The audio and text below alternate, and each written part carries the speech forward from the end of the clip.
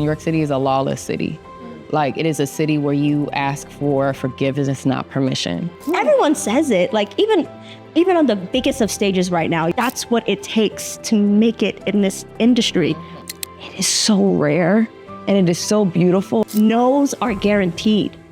Meet our sisters, Crystal Boyd and Emebeit Beyene. Shout out to Chandra. They are producers, directors, actors, artists, and professors. Their journey started in college, and their sisterhood formed over time. Arrival, be you, and love you. Today, we explore their journey of artistry, sisterhood, and so much evolution. Let's get into it. What up, sis? How you feeling? Welcome to Curry Got This, sis. I got two sisters here today. I am so happy and grateful that y'all have joined me. I'm so happy to be here. Thank You have, for inviting us. whew, I've been waiting for this. We're here with Brunette Letitia. Okay? I know, it's a new. So before I introduce both of you, because y'all know I usually don't do this, but this deserves an introduction because these women have created so much impact, and every detail deserves to be told, because this month we're not playing around, because we're giving every flower that needs and to be deserved to be given to every woman. Mm-hmm. So let's get into these two right here, okay? Emebeit, I don't want to say your last name wrong again. Oh, Beyene. Beyene. Emebeit Beyene. Okay, I have to also preface this. I've always swore that Ethiopian Eritrean women are the most beautiful women on this planet Earth. I don't know if I've ever told you this. No. I've always believed this to be true. And whenever I see you, I'm always like blown away. And internally, I feel like I've told you this, but I haven't. I feel like Eritrean women, I swear on everything, are the most beautiful women God has created. Wow. Thank you so much. Every time I see someone like of Eritrean. I'm Ethiopian. Ethiopian, yes. Like, yeah. Okay, let's get back to them. Thank you. Sorry, my dad. Yes. And Crystal Boyd. These two are a dream team, okay? They're 2/3 of the multi-hyphenated collective, the Downtown Girls. Together, they have sold 4 pilots in feature films. Emebeit and Crystal have both occurred on South Side on Max. If y'all haven't seen it yet, go see it. Emebeit has also appeared on IFC Sherman Showcase. Go see that too, that is so funny. It's really good. Crystal, baby, this one right here. We're gonna get into her. Crystal is a teacher, baby. She's a professor, writing the comedy pilot at NYU's LA campus, and is the CEO of How to Pitch TV. She is it. Whenever I have ideas, whenever I need to like have insight or to be encouraged, Crystal Boyd is that girl, okay? Emebeit also produces video content at Condé Nast for brands such as Vanity Fair and Vogue. Okay, that's the title. We're sticking to it. Y'all heard everything. Now we're putting the phone away because we're getting into it. I think it's so incredible that y'all, in such a short time, it might not feel like a short time to you, but I feel like sometimes we age ourselves. In such a short time, you guys have created such a beautiful empire, singularly and together. Mm-hmm. It's powerful. They also have a podcast called Unglamorous Truth, okay? Yeah. Add that to the list, okay? Let me add that to the list for them. So I want to get into your guys' journey, singularly and together. So Emebeit, where were you born?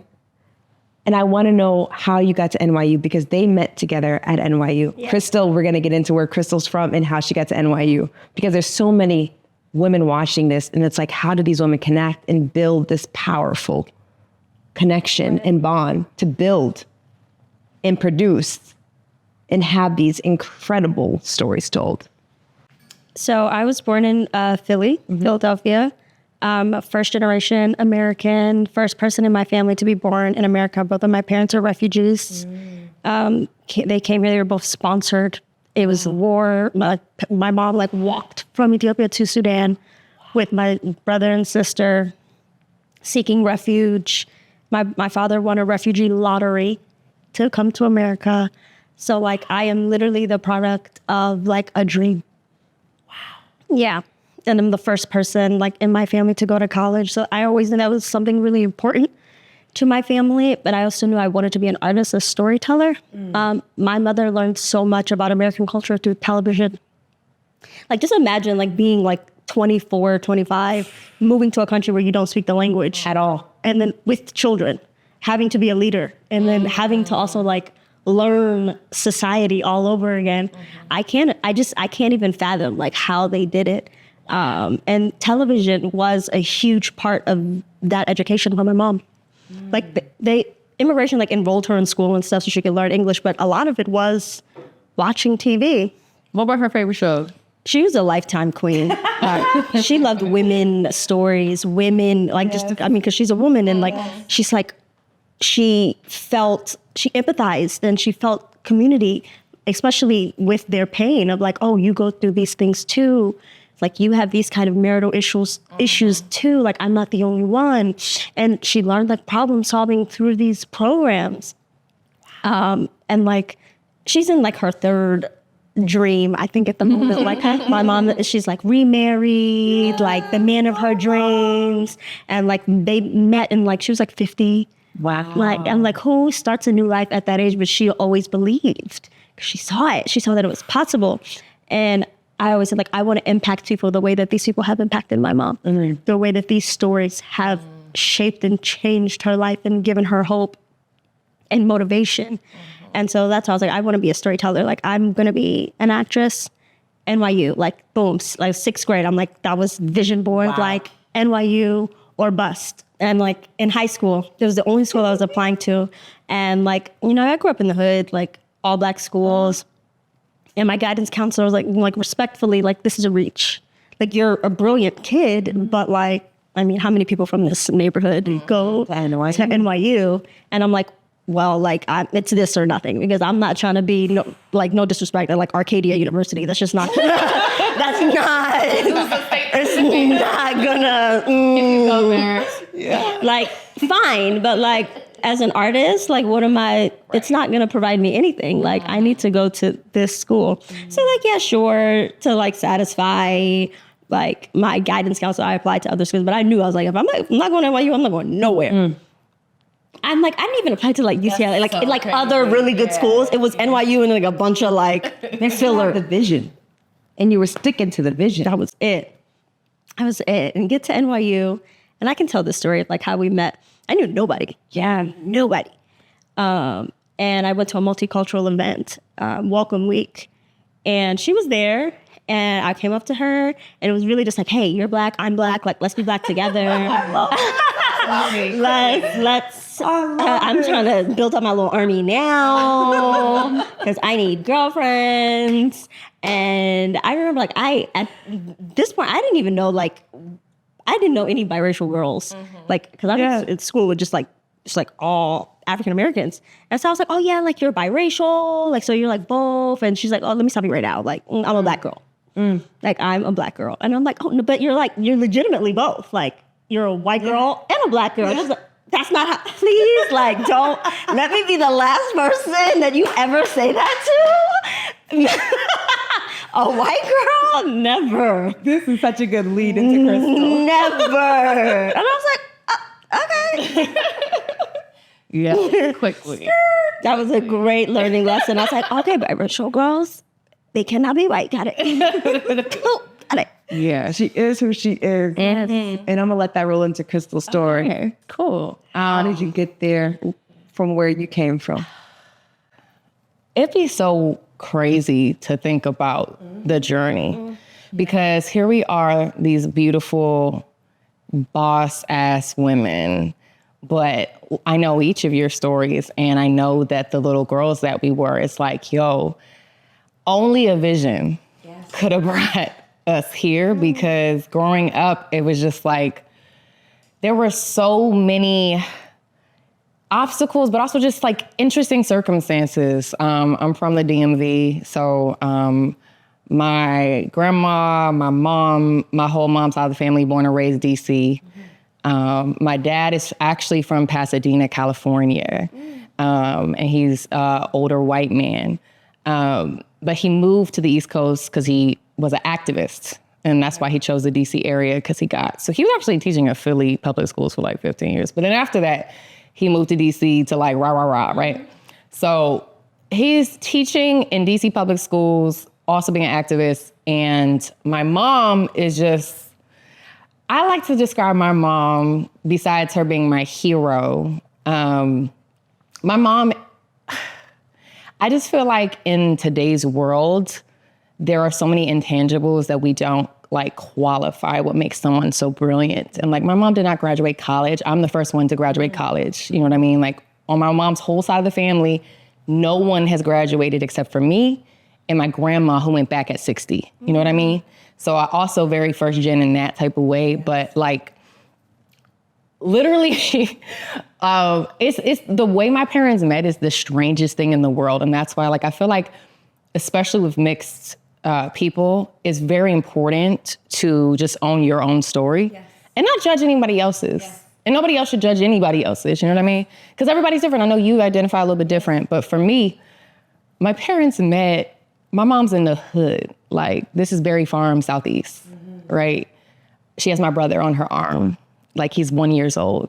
My dad is going door to door trying to make some extra money, so he's hustling, doing the damn census. Okay. So that's the only reason why he's in this neighborhood. Like, you know what I mean? Like, he's just a fearless, crazy white man. So like, knocked on the door, he, you know, is asking her these survey questions, and then they get to talking, and then he like invites her out to go see a movie. And I remember their first movie they ever saw was Adventures in Babysitting. I don't know if y'all ever saw that movie.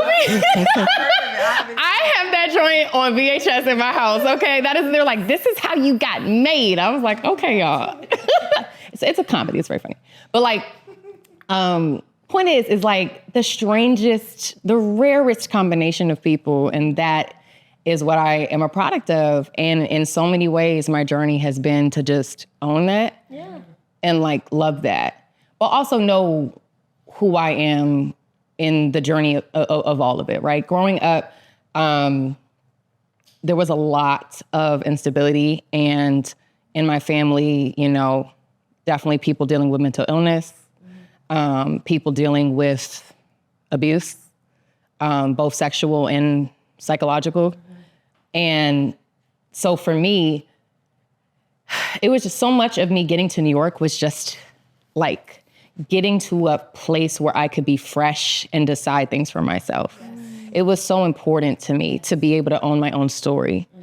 And so I applied to a lot of schools. And the funny thing about me is like, I'm like, not to flex, but like, I'm really fucking book smart. Like, but like not in a way where, not in a way where it was ever like, it was just something I could do. Yeah. It was never like I tried. Would write papers the night before they were. We were roommates. Literally, we would be in the same club. Not even stressed. No. I would get up at 3 a.m. Let me knock this out. Yeah, I'm gonna come to the end. Yeah.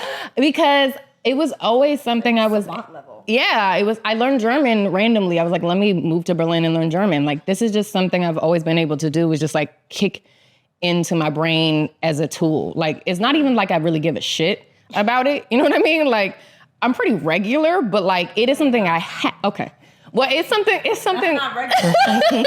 That shit is not regular. It's something that I had always. Yeah. And it's a superpower. Yeah. No, it's actually what got me to NYU in New York is I got bused to this really elite school in high school. It's a public school, but it's where all the DC politicians send their kids to say they go to public school. Mm-hmm. So it's a fake public school. Mm-hmm. But it's, I was in the International Baccalaureate program, and that's essentially a college program in high school. So like, you sleep, what? Yeah. No, like I had 4 to 5 hours of homework a night. Every night. I had books to read weekly, like two books a week. Like Cat Williams, 3,000 books a year. Yeah. Bitch, never, because I know how much I had to read and that was not it. But like, point is, all of that is into play. So I'm like, okay, I'm gonna use my brains to get me there. Right. But as I used my brains to get to New York, I also lost parts of myself because I forgot what I had decided. It almost like the game plan I had created for myself, I kind of like lost control of it. And I feel like I sacrificed a little bit elements of myself along the journey. And so New York and meeting y'all and like us telling our own stories was the beginning of a process of like reclaiming myself back. Because I feel like at that school, it was 98% white, very, very wealthy. Yeah. And so it was just absurd to me. Like I'm going in DC with my mom on the weekends, walking on glass. And this was before DC was built up. Like this is the 90s and the 2000s. Like there was no gentrification yet. There was U Street area literally just was rubble, like from the riots in the 60s. They had never rebuilt it. So I was just used to that. And then I would go to this school and I'd be like, how do y'all are so rich. You have a room just to play. This kid had a room just to, there was a rope from the ceiling and it was soundproof and it was called like the Tarzan room. And they can make as much noise as they want and like run and jump on the rope. But also that actually is that's fantastic. Home? Yeah. His family home? His family was like, you can just like have a ball. Like this is your like soundproof, go crazy room, like rage room, whatever you want to call it. And I was like, you have so much money that you can do that. And now from an adult perspective, I'm like, but that's also fantastic. Like, good for you. Like, but as a child, no one was, the extremes were extreming. I was just like, how does this all exist in the same world? So New York was like a great fresh start. Culture shock. Yes, culture shock. And it's a culture shock where you can find yourself in the culture of the shock. Yeah. That's what I say, because it is a shock. Yeah. But there's so much culture in New York City where you are bound to find your way. You are bound to create a shock because you're in this culture. New York does that to you. Yeah. So this is so riveting to me because I have a very reflective mirror when it comes to, I went to prep school, came from nothing. My dad had to refinance our house for me to go to prep school. I remember when girls got gifts, they had the Range Rovers with the spinners that kept spinning at 16. I didn't have a car until I was in college. I didn't buy my first car. Yeah, and it was an Acura RL. My dad I'll never forget, my daddy put rims on that thing. But it was low profile tires, bro. I got flat tires every other month because they were so low. But I think it was because the difference of what I was exposed to and what he wanted me to have. It was this really interesting duality of life. I think now I can say it was a gift to see. And I always say, God, source, whatever you believe in, puts us in rooms for a reason. Yeah. You had that opportunity to see. And there was probably a lot of anger and frustration, but there was a reason why we were able to be exposed to a different type of lifestyle. So now y'all are both in New York. And y'all are like, okay, I'm going to be writers. I'm going to be a producer. Did you already know this? Not the story. Okay, tell me. Because there's so many of us that are probably in this world right now listening. How did you decide? I honestly, like, coming from like immigrant parents, like blue collar workers, like to me, I associated work with like physical labor. Like that's how you make money. That is how you build a life and like take care of a family. Yeah. You physically do it. And so entering a career that is not about that at all it took a lot of adjusting and getting used to and reframing of like, no. Like I don't have to like physically labor. And I also don't have to be like attached to some sort of struggle. Because if it wasn't hard, then like it wasn't worth it or I wasn't worth it. And so I was like, okay, I'm going to be an actor. And like, I was doing it. For me, it was like the corporate route of like, you get the training and then you get the job. That's how that works, right? You want to be a doctor, you go to med school, you get trained, and then you become a doctor. There's no like, you don't have to audition to be a doctor. I have the credentials. I went to med school and I went to a very good med school. Give me a job. And for me, it was like, I went to acting school. I went to a very good acting school. Give me a job. And then I get out of school and I'm like, what? I'm sorry. I was the barista from Starbucks in my audition. She did not go to acting school. She did not go to Tisch. What's going on? Wow. Where is the pedigree and the respect? Yeah. Let alone, don't forget, so when we graduated, Tish, Alec Baldwin was our graduation speaker. He was supposed to be our first week at welcoming us to NYU, but he got drunk and he didn't show up. So anyway, he was there at the commencement. or graduation, and he told us all that we would be stars. He looked everyone in the auditorium, not looked, but he like projected out to all of you. He was like, "You're all gonna make it. You're all gonna be famous." And like, it's the perfect. And Crystal was like, yes. Like, that bitch nodded. Yes. Is this on tape? Okay. Document. Okay. Hollywood, are you listening? It's me. So no, we all were just like, I'm taking this, okay? I'm taking this to CAA. I'll receive it all. and I'll sue if it doesn't. And did it? No, not the way. I want this movie. Yeah. Alex said. He did.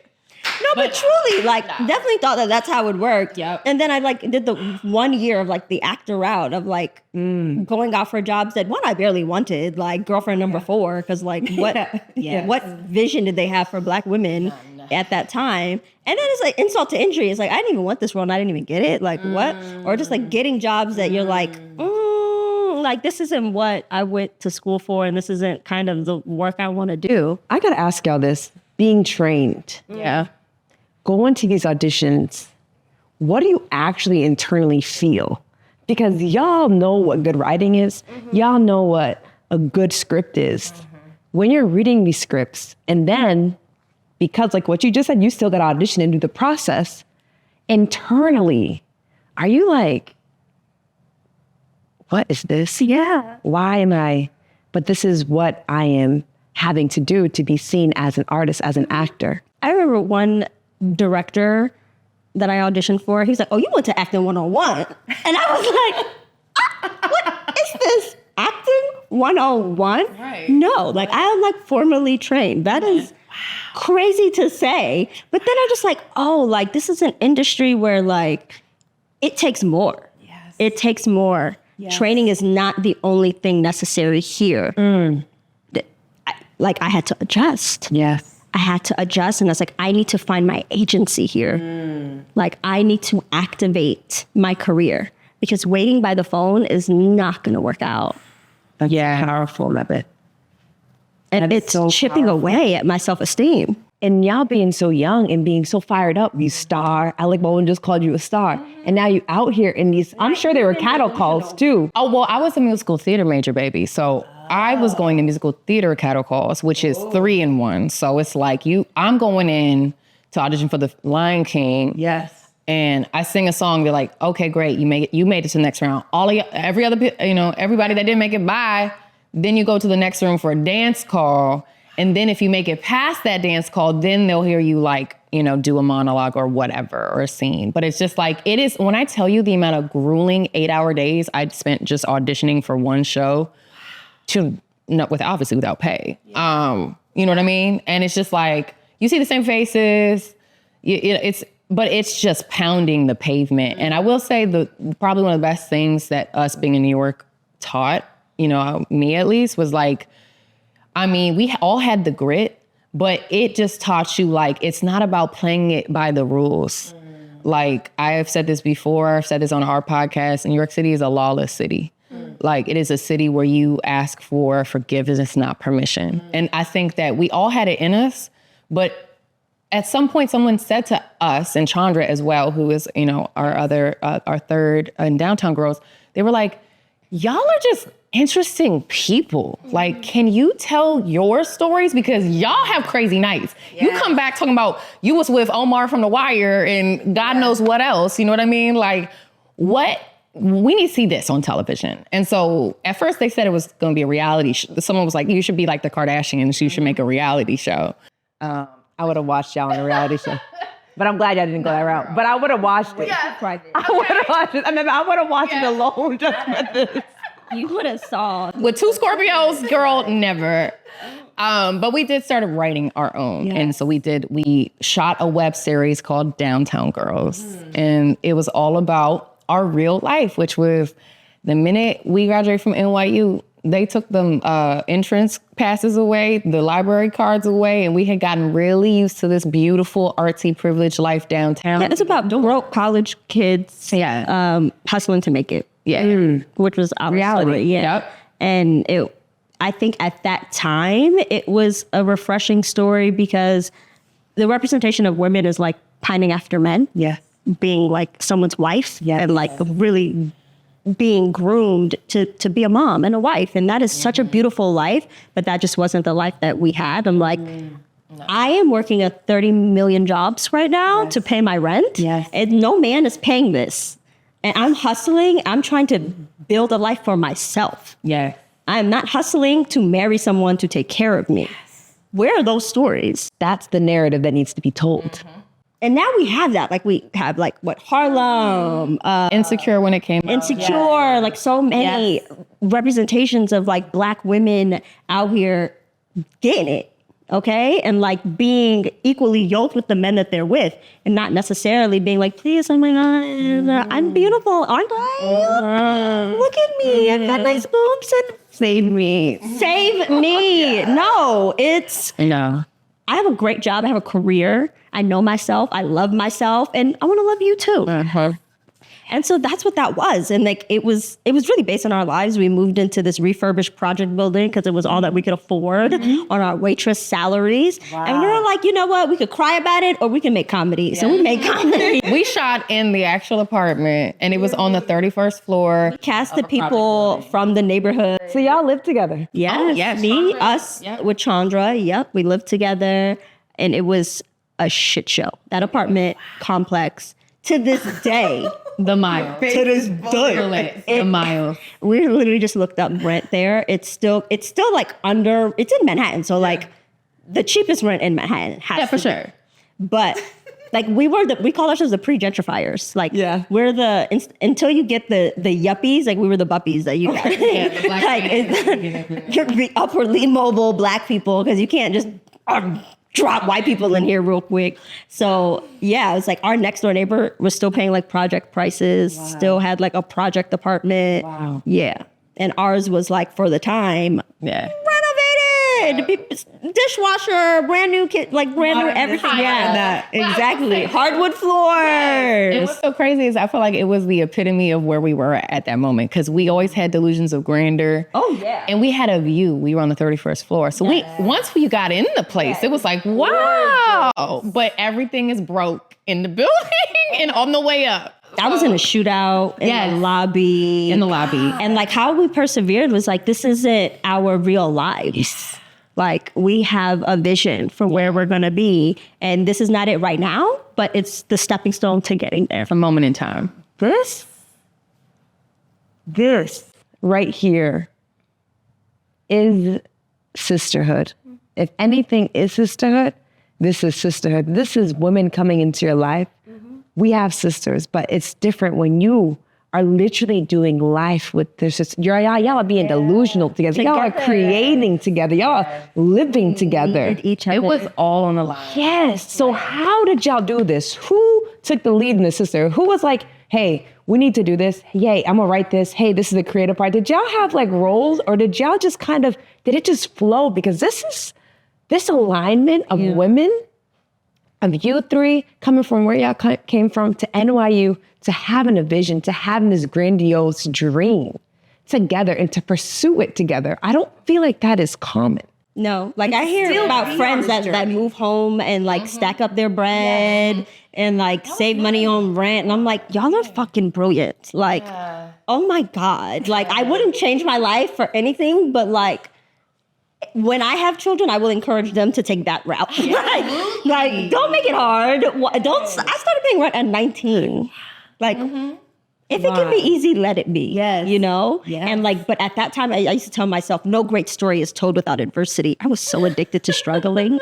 I almost tatted that on my body. Oh, that's all we know, though. Yeah, but it's like, if you don't overcome, are you living? Did you really almost get that tattoo? I wanted to get that down my spine. The universe. Oh, God saved me. God saved me. But I do feel like it's crazy because it was definitely not a thing where any of us thought we could go home. Or at least no, we would pay each other's rent. Like if you don't got it this month, I got it. Then you got me. Because it was like we had to, this couldn't be broken. Yeah. It couldn't, or else like we wouldn't make it. And like everyone says it, like even on the biggest of stages right now, you're watching like Coleman Domingo on his Oscar trail, like he has it actually tatted on him, like keep going. Like that's what it takes to make it in this industry. Perseverance, no's are guaranteed. They're not optional. They're guaranteed. And you have to be able to push through them. What y'all have is rare. I don't know if y'all know this, but just listening to the depths of y'all relationship, it is so rare and it is so beautiful. And I also think in our culture, as Black women, as women in general, having a sisterhood like this deep is so beautiful. Like, this is very rare. I'm so glad I got y'all to come together. Because to see this, and for us, like the audience, for my sisters seeing this right now, it is possible to grow with your sisters. It's possible to evolve. It's possible to be delusional, to be broke, to be on the up and coming together and hold each other down. Like, this is living proof. So they came from the downtown girls to pitching shows that are on television. Yeah. Can you take us to this point of your life? Like, this is deeper than just sister. This is love. Like, I always say, like, sometimes we women are so quick to love a man. Oh, and we're gonna fight and we're gonna do all the things to keep them. But we don't do that for our friendships, our sisterhoods. And sometimes I think that we lose sight on a lot of deep connections with the women, because if we fought for us, like we fought for them, I think we would already have like a woman president, if I'm being very honest. That's fact. But unfortunately, the patriarchy in society has us kind of, it is what it is. But I think we're overcoming this. And this is what we're here for. And I'm so thankful that y'all are here to show and to prove that this exists. So now how does it look like? Y'all are now, Downtown Girls is there, is bubbling. Now y'all writing shows and it's getting picked up now. Where are we now? So it became the bridge to that. Yeah, that's how like we became writers, because I still never claimed it. It was like, oh, I'm like creating this web series so that I have material for a reel. Yes. But God in life had its own plan for me. Because back to my point of like, I believe in like training, and I'm like, I never trained to be a writer. So how could I ever say that I'm a writer? Like, no, this is just a vehicle for me to do what I was trained to do. I'm writing because no one is writing for me. So I have to do it. But eventually I'm going to stop and I'm going to do what I want to do. And then over time of like, oh my God, I'm getting kind of like more writing jobs than I'm getting acting jobs. Like, how can I not call myself a writer? And it was really about giving myself permission. I refused to give myself permission for so long, and lacking a lot of confidence, to be honest. Didn't feel confident in saying that I'm a writer, because now I'm like in this pond with these people, and I'm like, I'm barely surviving in the pond that I'm already in. Like, how can I now jump into this with these folk? And I'm like, no, but like, they're just human. I say that to myself all the time whenever I'm scared of doing something. I'm like, humans do this. They're just humans. They're not superheroes. They're just like us. And honestly, Just like us. And like a lot of men, especially in this town, like, as we know, LA is very much a who you know type of town. So there's a lot of energy of just like the people that have the bold face confidence to be like, I'm going to tell my story. And did I train? No. But like, I want to tell it, and I have maybe a connection, or I have someone like that type of bravado. I feel like that's the opposite of our journey. Like we did all the training, we did all the work. And I do feel like women, and Black women in particular, we go out of our way to make sure we're super prepared. Meanwhile, someone is walking straight past you through the hallway saying, well, I'm ready now, bitch. So whoever gets there first, right? And so I think Meb, what you said is important. Like giving yourself permission to just do now. And literally just don't wait, don't think it's like, oh, it's got to look like this. It's like, honestly, It doesn't have to be perfect. it doesn't. Figure it out as you go. Be audacious. Yes, and authentic. Like, sis, y'all just need to take up space and be bold. I think that's the name of this game that we're in. And I'm learning it now. We're in our mid-30s, sis. Yeah. So let us give you the juice. Because having the audacity, It's audacity. That's the key to all things in life. Because there's so many people that are doing the things we want to do, but they just have the audacity. We're over here trying to cross every X and O. right. And also, like, instead of criticizing these people, being like, oh, they're doing it poorly, like, no, like, they're doing it. At least they're doing it. Yes. And you have to congratulate them. Yeah. Because that boldness, That's what moves mountains. It's the boldness. that's what's going to make you And that the more person you do it, the better you are at it. Yes. So now y'all are here writing scripts that are being picked up. How did you feel when y'all wrote your first script and y'all went to pitch it? What was that energy like? If you can compare it from the Downtown Girl crew to now we're here. Yeah.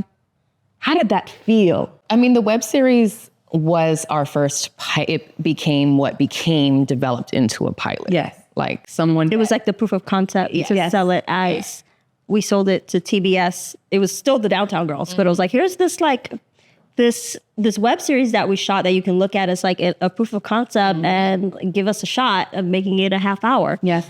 And by the grace of God, we got that opportunity. And truthfully, I was like, they really let me do this? A bit of imposter syndrome, like, of course. I ain't take one writing class a day of my life. Okay. And I was just like, wait, I'm like, they gonna find out sooner or later. Job after job. I'm like, no one's finding out. What is there to find out? Like, you are worth it. But you know what? I gotta be honest. Like, I'm not gonna sit here and say, like, I got it. It was great. I was so happy. Yeah, I was happy, but I was also like, when is this other fucking shoe gonna drop?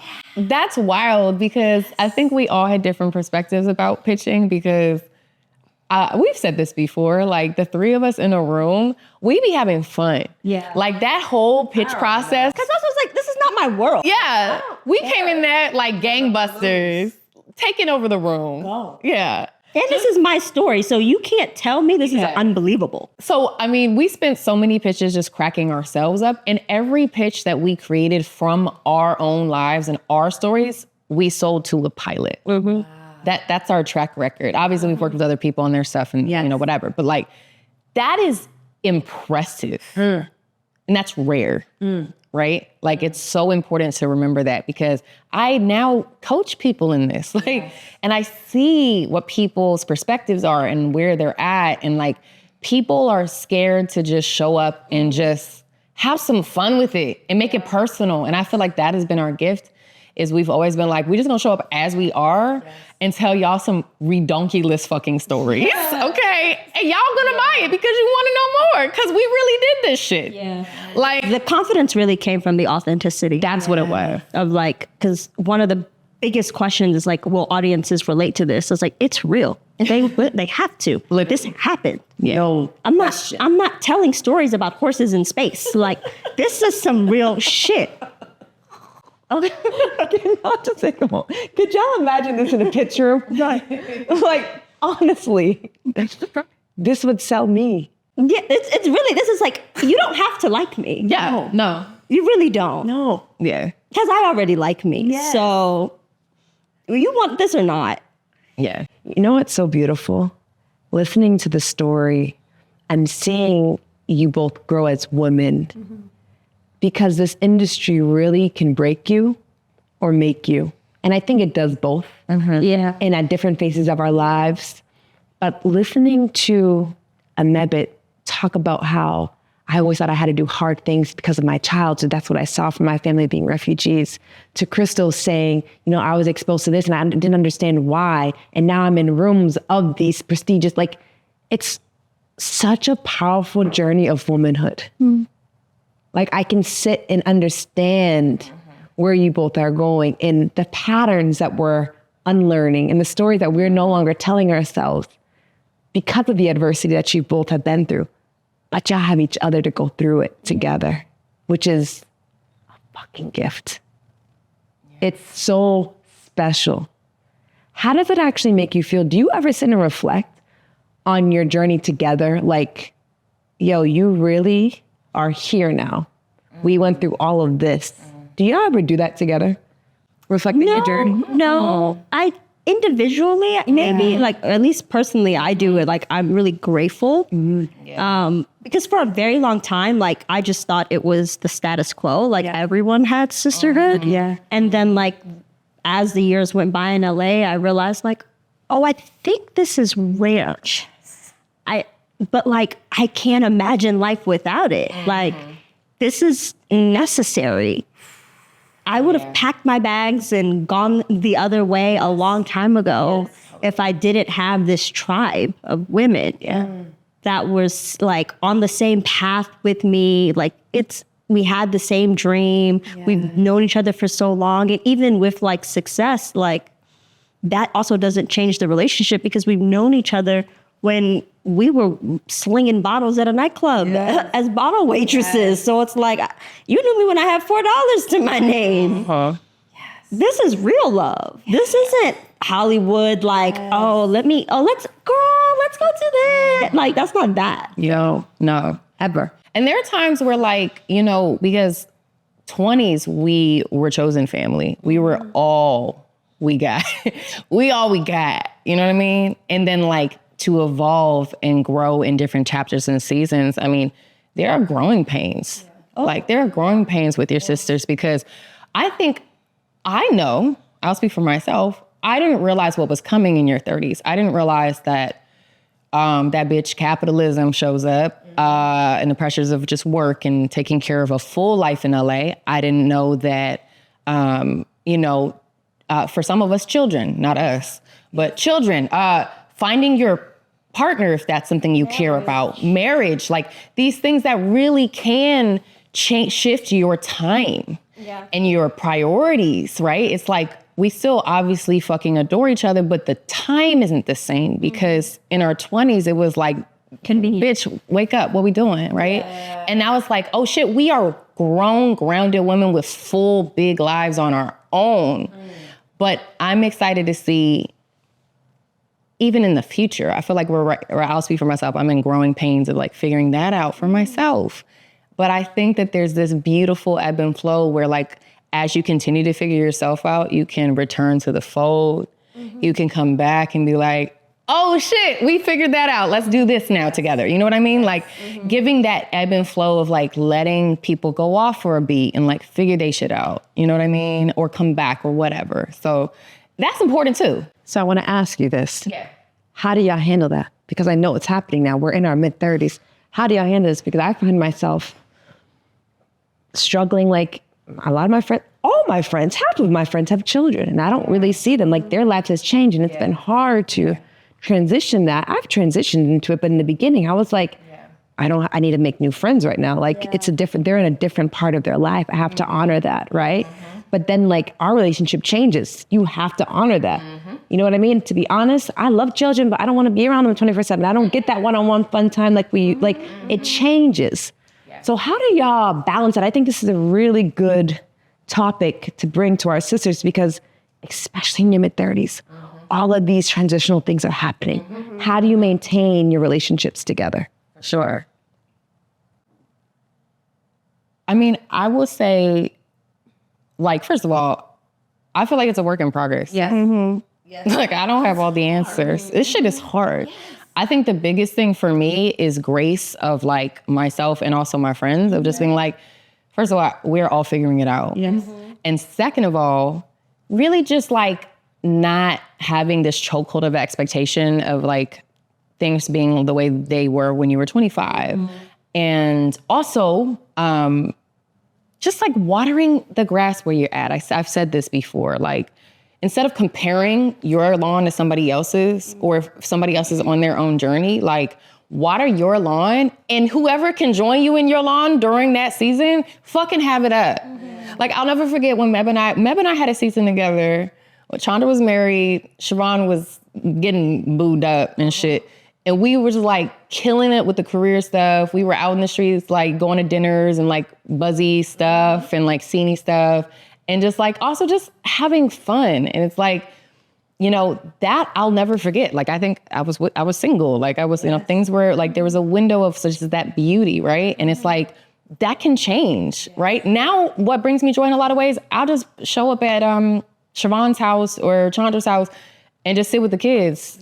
You know what I mean? Because I'm an old lady now. So like, that's fun for me. You know what I mean? But like, just being present with where you are right now. Like, for me, I think I'm really skilled at meeting people where they're at. And that really helps in evolving relationships because I don't have expectations of people. That's beautiful. I am able to take you as you are, and until I'm on a 4. Okay. So like, and I'm in the middle. Yeah. And so, and I also like had like a father who like in one day 4 different personalities. So like I had to adjust really quick. And so that, I mean, there's some bad in that, but there's also like, I'm really adaptable. Yeah. For it as a protective mechanism as well, of like, how do I survive in this space? And I'm really trusting of my friends, especially my core friends, of like, oh, like I don't have to like perform for you to love me. Like I know you're gonna be here. And I could either resent the change in our relationship or I can roll with it. And also like, I'm good at making friends. So like what I'm no longer getting in this relationship, I kind of seek in others. Of like, okay, well, I'm still single or I'm still like wanting to be on the scene. So like I have a group for that. Yes. But then when I'm like, oh, now in the season of like, I'm in the house, I'm a bit more grounded. I'm a bit more like, what is it? Turned in. Yeah. Then it's like, oh, okay, cool. Like now we can relate on a different level. Yes. And I think that really helps. Yes. It's beautiful. It's the transition of lives. And I don't think we're taught this. No. I don't think we talk about it enough because sometimes it's really hard to accept transitions when y'all are used to being in the mud together and you're like, and then one person goes off and gets married. She got a man now and she goes ghost and that's just what she do. Like I have friends and I have to learn how to accept that. They want to have babies young or they're on baby 2. And I'm still over here. Child free. Yeah, and that's okay. Yes. Accepting the feelings, all the feelings of like, am I behind? Yes. But no, I'm where I want to be. It's just Exactly where you yeah. That's the wildness of it all. Yeah. Your friends are exactly where they should be and you are exactly where you should be. Yeah. And there's no one on earth that can judge you for where you are except yourself. Yeah. Right? And I think it's so beautiful. You just said that you can accept people and meet them where they're at. I think the key to life is accepting yourself and meet yourself where you're at. Yeah. Right?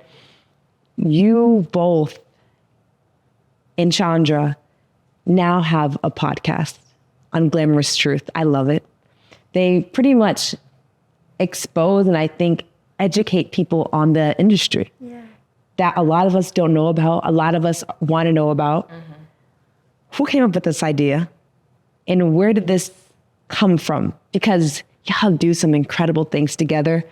You have a busy schedule. You have a busy schedule. Who came up with Unglamorous Truth? It was you, girl.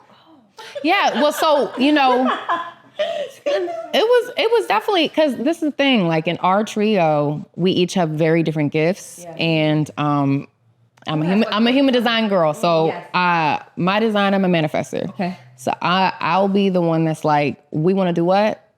All right, I'm gonna send an email or I'm gonna call and it's just gonna happen now. Yes. Emebeit is a projector. So she sees things and she'll see things long term. And she was saying for years, but we fucking be slow as molasses.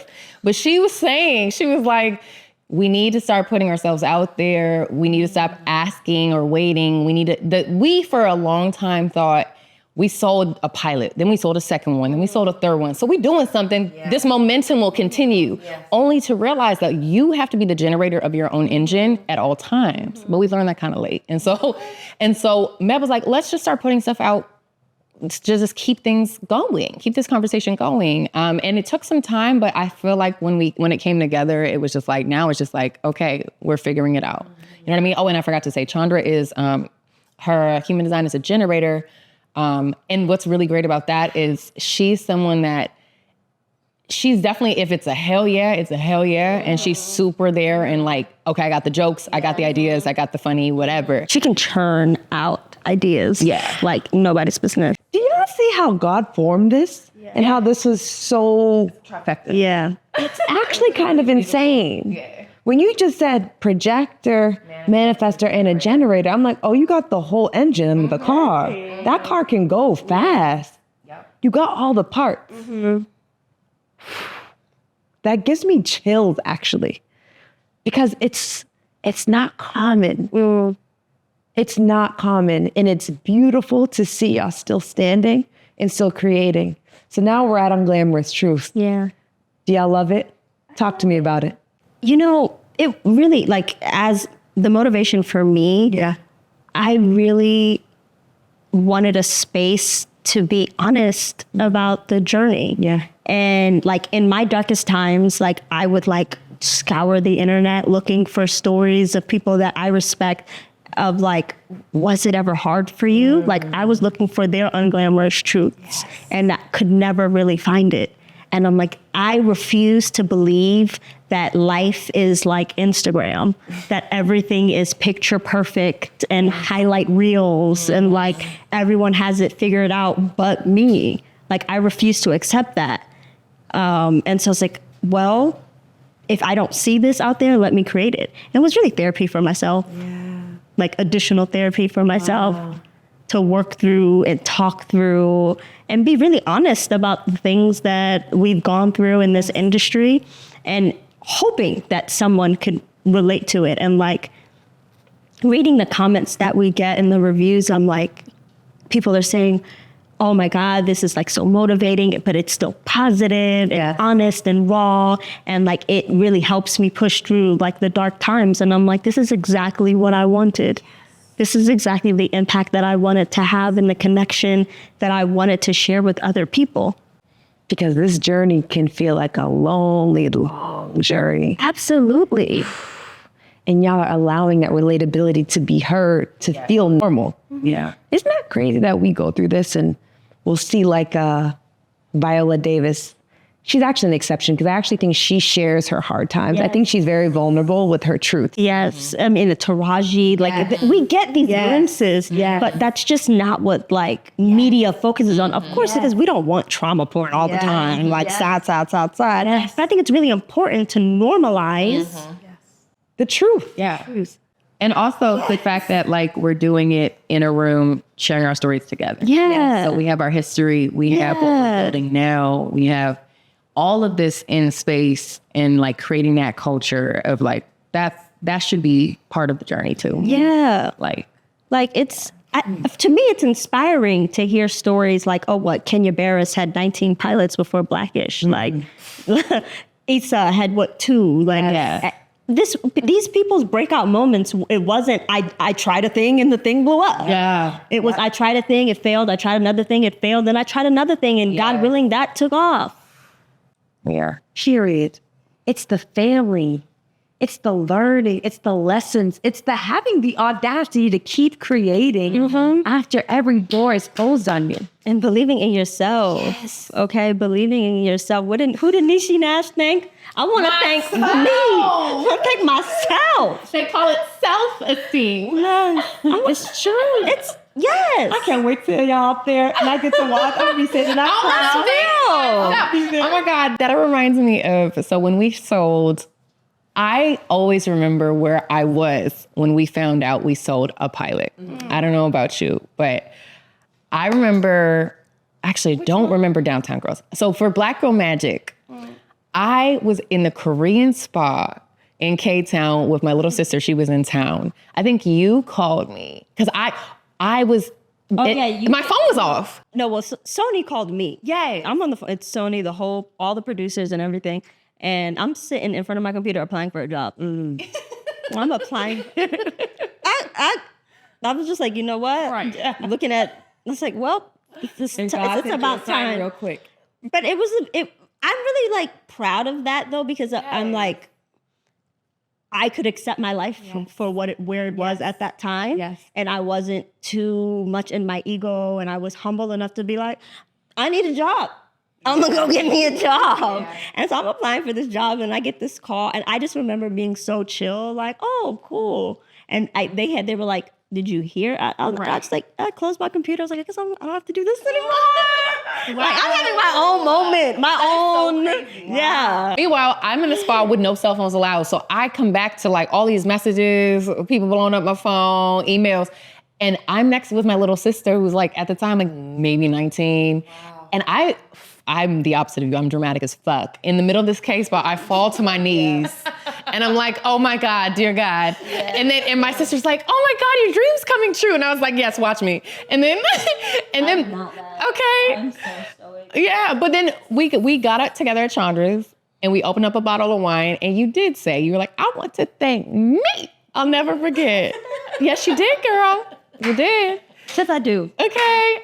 So Because that's real. Yeah. Look, where we come from, where we're going, where we are, you should thank yourself. Yes. You have to thank yourself. Yeah. We've gone through so many no's. Oh, yeah. So much loss, so much heartbreak, so much. And we're still standing. Mm-hmm. So for every woman watching this, understand that that is the journey of an artist, of a creative, of a woman that has ambition, that has dreams. Like, it's unglamorous, and that's the truth of it all. But we're on the way. I mean, look at them. Like, you two, I'm gonna say 3 in honor of the third, Chandra, are such a great example for our audience to show what, first, I think integrity. I think integrity in sisterhood is very important. You guys are so integral with each other. You guys play your parts. You create, you do what y'all need to do. I think integrity in any relationship is the key to anything being successful. But the resilience in each of you individually create this trifecta to be kind of like unstoppable. And like, it gets me excited to see what else is gonna be down the funnel. Like, this is our prime right now. Says, I know y'all are whatever age you're at, but this is the prime.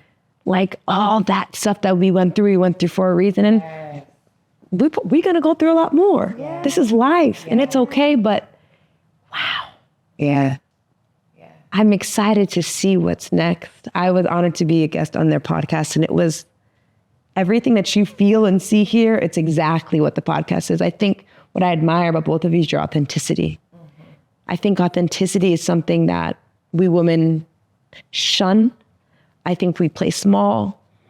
I think that you guys are examples of being your authentic selves, because that's what sells. And not only that, not just what sells, what a beautiful fucking journey. Yes. I am teaching at NYU, speaking like myself, being myself, dressing as myself, literally full circle at teaching kids that some of them are from Tisch. Like, I remember when I went to NYU and I was 16 and I looked out at the Tisch window to visit and I was just like, what a dream. Oh, if only. And Spike Lee walked out that motherfucker, okay? That in that moment, I was like, I need to go here. And then I went there and now I teach there as myself. That shit is wild to me, like truly. You know what I mean? I said niggas to my students last night. You might need to cut this out. I got too comfortable, y'all. I was like, niggas. And then I was like, there's only 3 black students. What I was talking about Atlanta, the show, as a log line. I was like, when your characters are so good, all you need... That was the log line? No. So the log line for season 2 was niggas go to Europe. Oh. Okay. So I just said what season 2 was. But then I was like, okay, maybe you're getting a little too cozy on the first day, Crystal, because these people do not know you like that. Miss... Excuse me. My professor said nigger. Literally, no facts. Say it. Just say it. Just say it. This is your authenticity. Yeah. This is you. Yeah. A lot of us don't get that right in this lifetime to actually know your authentic self and to actually live in that authenticity. Yeah. It's beautiful to see. And it's magnetic. It's like, it feeds you, it energizes you. Authenticity is what we all strive for, I think. And y'all have that. Thank you. It's so beautiful. I'm so glad y'all came here. This is so refreshing, to be honest. I'm like so inspired. I am grateful to hear your story. I didn't know a lot about your story. Crystal, I am so proud of you for coming here and standing in your power. Thank you. It's so beautiful to see women evolve. Yes. This is Black History Month, and I like to close each episode with something you would tell a Black woman that was once in your shoes. So we're going to put it in the entertainment industry. Mm-hmm. If you were to look at a young Black girl from the East Coast right now that has dreams of going to NYU but has no idea how to get there, what would you tell them in one sentence, two sentences? What would you tell that girl that had that dream that y'all had at that time?